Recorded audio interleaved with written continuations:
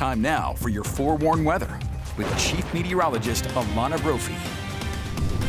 All right, let's get a check-in with Chief Meteorologist Alana Brophy. Alana, look at Old Glory out there, blowing in the wind. Jordan, closer to home, we've got quiet conditions. Of course, the southeast dealing with Francine and all that wet weather, but we're dry. Our northwest flow pushing that flag. You see it whipping in the wind. Our Colonial Flag Tower camera right here at the ABC4 studios showing off, well, some hazy sunshine, but overall, very different story from what we were seeing yesterday. 70 degrees right now. 70. Yesterday, we topped out at 90. Okay, that's a 20-degree temperature drop. Do you feel like fall? It feels like fall out there. How long do we hold on to it? That's the question. We've got that low. That sent the cold front through. It's going to be exiting as we head into tomorrow, the region, as it lifts to the northeast. But behind it, we've got drier air, which we notice, and these cooler conditions. 60s, low 60s in Logan at 62, upper 60s in Ogden, 70 in Salt Lake. Beautiful morning if you like that crisp, cool air. Upper 60s in Provo, and 92 in St. George. As we get through the remainder of tonight, we'll see those 60s turning into 50s. But it is going to be a cold overnight for some.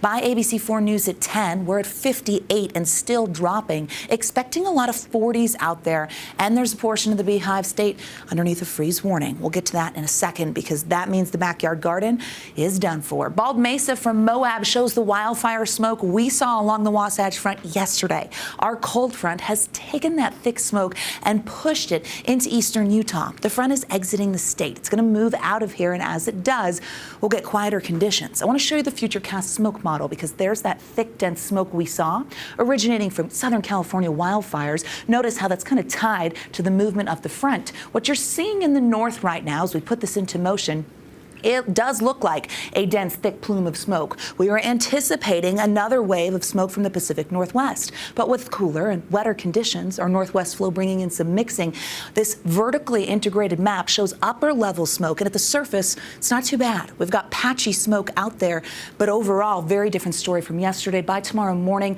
we see that smoke and hazy conditions focused on the central and eastern portion of the state. Moderate air expected in northern Utah. The DEQ calling for that moderate air with slightly elevated particulate matter.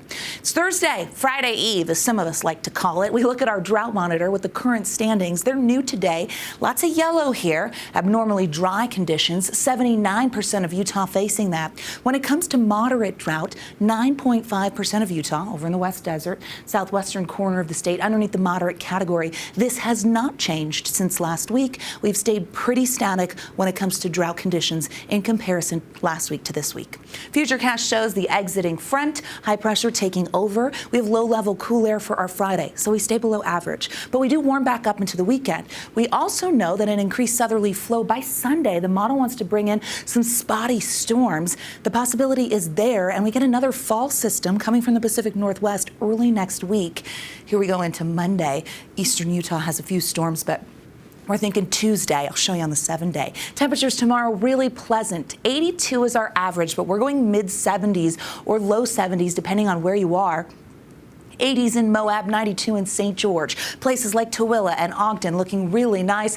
We'll see those 70s in the central portion of the state. We've got a mix of 70s and 80s, hazy sunshine. You find that lonely 92 in St. George while everybody else is in the 70s and 80s. Heading into tonight, 20s and 30s for the Wasatch back. Our freeze watch has been upgraded to a freeze warning, so we are anticipating 20s and 30s in places like Heber, Camas, Park City, Morgan.